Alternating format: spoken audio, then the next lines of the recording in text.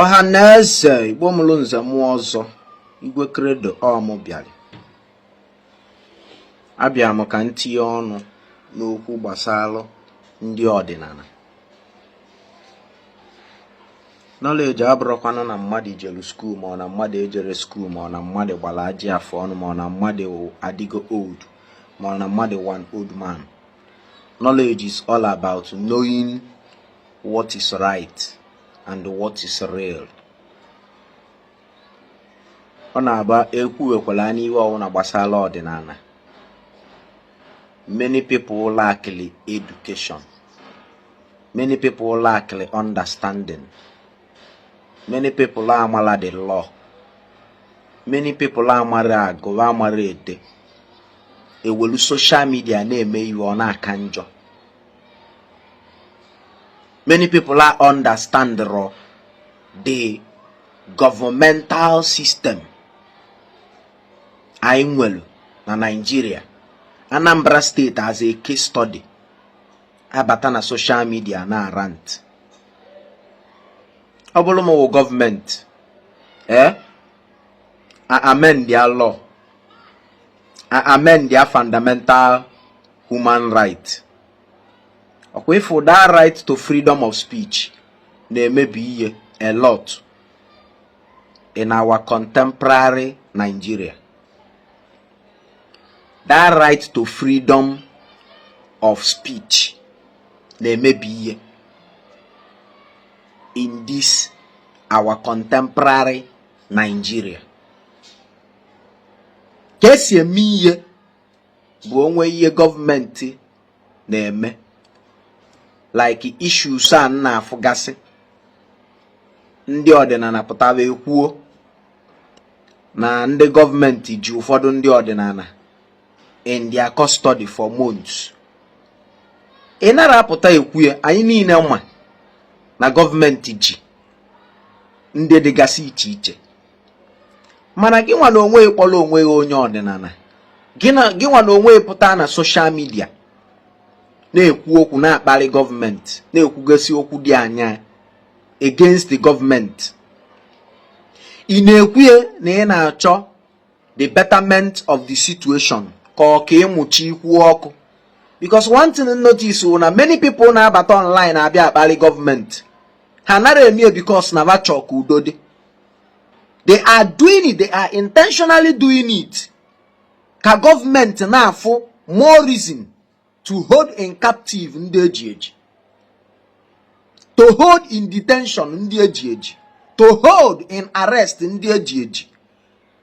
Because I don't see the reason why government eji keep one in custody. Instead, here na-achọ ka anyị esi mme ka ọ dị mma. Ka anyị esi dialogue with government. They put that online na akparị government na fight the government. No, I achọrọ m ka ndị nwelo the kind of reasoning nweti nya kala tinye ọnụ na dis okwu. Achọzụ m ị na-ekwu okwu ihe gbasara ndị ọdịnala ndị dibịa gọọmenti sị mana ọ na-awụ nnọkọta etu agụkata kọmentị ndị mmadụ online. Na-ajụ ma ndị anụ nwekwe thinking faculty, ndị enwekwe common sense. You want to tell me na ndị niile nọ ọdịnala wu illiterate, stark illiterate? Na enwerezi onye nọ n'ọdịnala nwe reasoning? Is it what we want to see? Enwezi learned ọdịnala practitioners in our Igbo, in Anambra State. No so ndị itiliti, ndị amala their left and right ka inwe. The only thing they know is social media. Because onye amara api phone, ọ gbekwara an camera ọkọ eriche, ọ gwapi ihe nye ma assistant ya postuo. Ị na-agba gọọmenti mgba. Selaka, shine your eyes. I believe no government ji nwanne ihe achọwa solidarity. Chọwa kedu ka anyị esi mme ka ọ dị mma, kedu ka anyị esi kedu ka enwee round table ka etinye ọnụ. From the information I get, iche niile na meeting niile ndị ọdịnala na-eje na government house abụghị maka ndị eji eji. Ihe ba na-eje ubiko si abịazi na-emebi ilu ihe ebe dobeche ma ndị dobe na mmiri ma ndị dobe n'ụlọ ha na-adị eje rally ụmụ meeting a na-eje na gọọmenti house maka ndị eji eji ọdịnala wụ survival of the fittest ụka survival of the fittest onye ọbụla na-achụ akpị ya onye ọbụla na-azọ onwe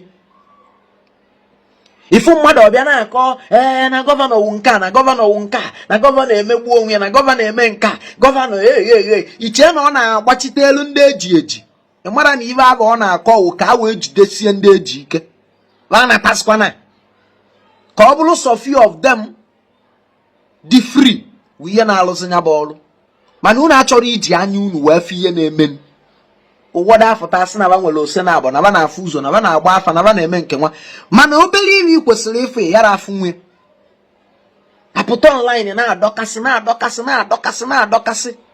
ị na-akpali gọọmenti kedu ebe ọ dị rightful ọdịnala sị ịkpaliba gọọmenti ka ụka sị ịkpaliba gọọmenti. That is why ndị ụka is better than ndị ọdịnala till tomorrow because you can hardly see ụka kalapụta na-akpali gọọmenti nwanne chukwu weluche gọọmenti ewelu. There is no, even your Bible said it, there is no argument. Gọọmenti si ibe anya chọrọ ya, stay away from that thing. Etu anọ ije na mmiri na-atọ m ụtọ. The naturalness, the necessity of river, water, ocean na-atọ m ụtọ. Mana eri gọọmenti si afụzikwa na mmadụ na mmiri ebe ọ na-eme nke enwe ike afụ ya ebe ịbịa na mmiri na-eyali anya misunderstand ya na ịbịara ịchụ aja ma ọ na imelụ nke nwa mgbe anyị baa n'okwu nji nwayọ gbala okwu ọsọ. Respect the government, allow the government to work. Eje m ọkụzụ ebe igwe ndị ọkụzụ ibirigwe ọgada gụrụ arọ gbapa arọ na ọkụzụ rie olili arọ ndị ọdịnala na die mfụrụ anya wit anya m na-abụ kali 500. Everybody dress in his royal cultural regalia, dey happy, na celebrate the festival. Ma ndị si esi bịacha, ma ndị si chesi bịacha, nke na-abịa obulu mmọnwụ ya na-abịa, nke na-abịa ovulu ngwongwo ya, ma ndị a na-eyiche papa lolo na-agba ma knockout na-agba mkpọ na ha ncha bịacha. Ha dị happy, a na-eme festival. Emeche nye gbasa onye ọwụna na-abịa n'udo. Onwere mgbe gọọmenti bata aghasa ibe ba na-eme chụọ ọsọ gba chụsa nsị ndị mmadụ. They did the festival or dị well recognized. Reason abịa n'obodo ọwụna dị onye isi ọdịnala bụ igwe obodo and igwe obodo na under government. So na ibe ọwụna igwe obodo ya eme n'obodo gọọmenti ya ama, local government ya ama, commissioner for chieftaincy ya ama, and that is it. Only bata in a system eju ese ibugodi illiterate wulu stack illiterate chọọ onye ma ibe a na-alụ gụrụ akwụkwọ na mee an advisor onwe nke ebidola ọfụ o weta data Anambra state law gụọlụ ya n'iru ịkọwalụ iwe ọpụta ịmalụ nke ị na-eri mpelin ya ibusisie. Onwere onye na-achụgharị ndị ọdịnala. Ndị Ugbenu lili nnam, Ugbenu n'Ọka North lili nnam, they did it perfectly. Ọga gọọmenti achụgharịlịwa, onwere onye akpụrụ, onwere onye arrest, onwere onye detain. Ndị nrigụlarọ eze nrigụlarọ gọọmenti achụgharịla eze nri, ọchụgharịla ndị nri, onwere onye achụgharị, onwere onye detain. Agụcha arọ ọga ndị kedu ma abịa Ogbunka melu their own. I attended the event.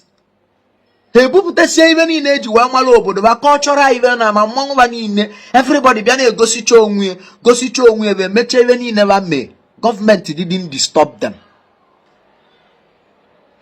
Government disturb roba. Mana gị nwa wee stack illiterate aghọtara ibe a na-eme, aghọtara what the system is all about. Ịbata online ị na-akpali gọọmenti, ị na-ekwu na gọọmenti na-achụgharị ndị ọdịnala.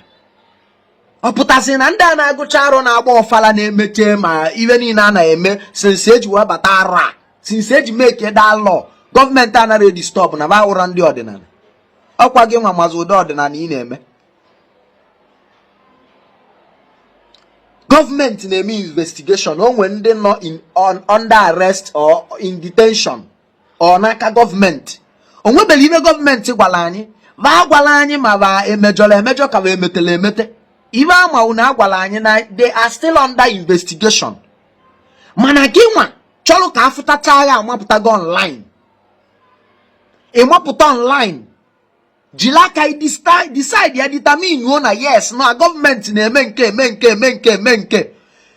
Nobody is above the law. Even that governor not the other above the law. Immunity we cover anya. Ọchịchị apụta onwe ya ajụ onye. And the governor as the #1 citizen can never ever do something that will not be for the betterment of the state. Ndani nunu for na-eme video na-akpali governor na-aba na-akpali government na-akpali udogachi na-akpali the new Anambra state law. They are not doing what they are doing. Anara efevo ndị nọ n'ime. Ọ na-eme the matter the worst. If you don't know it now. Onya melunji we follow the case. Funa the more you talk bad about the whole process, the more problem you cause for them nọ n'ime. If you want them to come out, approach the government through due process. And a petition to government. And a letter to government. And a corner as a group. The letter to government. Juese. Abure but online cho. Eventually kita. Most especially. Ndi never no n'aka government. Malo that's na in the course of trying to see a way. One nunu yesipota, the free. A main investigation, I conclude everything by the free. Don't go about insulting the government. Don't go about supporting people that insult the government. Those people insulting the government can't do it publicly. They cannot come out now with a megaphone or not by the government. Yes. They can't. Manavaya no na nsuso me onwe iko na Enugu. Ma on Lagos, ma on outside the country, na-eme video na-akpali government. Ifilie na ọ na-emete gị mma, ma ọ na-emete ndị eji mma. Lie. Government is na na-eme investigation. Allow them do the investigation. Mgbe ba mecheche agwa anyị iwe ba jete. Unu ejezi na-eti nkụ n'ọkụ na-enwu. Ayo ka nna ayo. You people are causing more harm than good. Ndị nọ na ndị gọọmenti ji eji. Allow the government ha lụọ ihe nwa basi na ba ya alụ. Ejesi na akpali gọọmenti ma ije na-ekwu na nkenke. You are not doing it right. Emetụta ọ dị ka ọbenatago egbe atụkwa vulukwa onye ọzọ because of ibe a na-akọ n'ọnụ kọkọ ka isochinata na onwe anyị. Gọọmenti alụrụ ọrụ akpọrọ ya gọọmenti. Gọọmenti rụọ ọrụ akpọrọ ya gọọmenti. Onwebele onye amara ikpe ọnwụ. Onwebele onye eduje court. Ịjụọ ime call asị we are still under investigation. Mana ụmụnna ya nọ na social media na-post yali video na-akọsụ na-ekwu yali so many things. Na-eme yali so many things.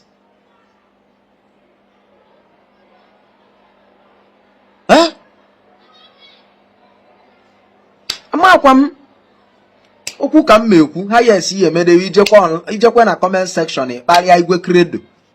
Mana okwu ka m ma na-ekwudewe chọ anụ anyị na-ekwu ọ bụrụ ya ye help matter. Ọ bụrụ ya ye help the matter. If you think you want ka enwe a fast forward of the whole process, the petition si bịakọ in group jemit governor jemit ndị ọ dị n'aka ajụ ese write a petition to the State House of Assembly demanding to know the process ebe Soludo were ọdụ. Write to the office of the governor through the office in charge of chieftaincy and ụmụ ihe ọdịnala ka i wee malụ iju ese maka na onye ọbụla jelu die n'ọfisi udogachi a wee gwacha anyị nekwe ịnata ya azị akọgheri online. Mana ndị ejebe ndị ajụbele ese ndị ajụbelu kedu ife na-eme uye ya pụta online na-akọ small trouble ọnya na-akwado na-ana ikpolu nnu na-awụ ịnị ya si na ị na-eme ihe nwa. Etu a ka esi create awareness.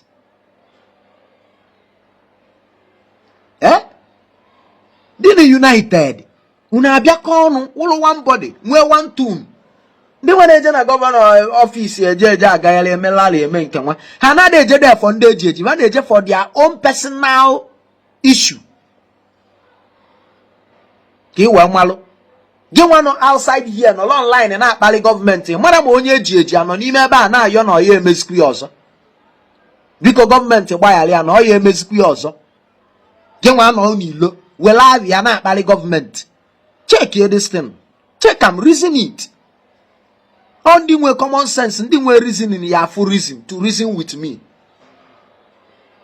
Daalụkwanụ.